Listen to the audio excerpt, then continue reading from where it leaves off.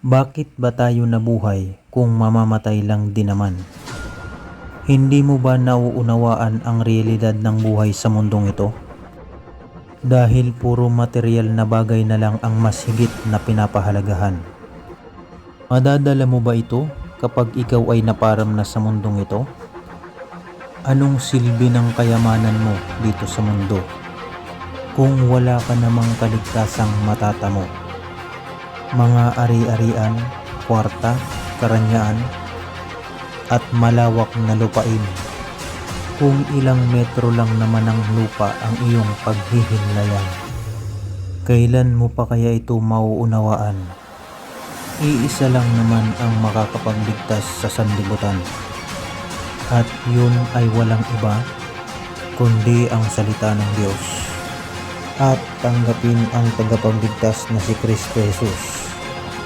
Amen. Alleluia. Shalom.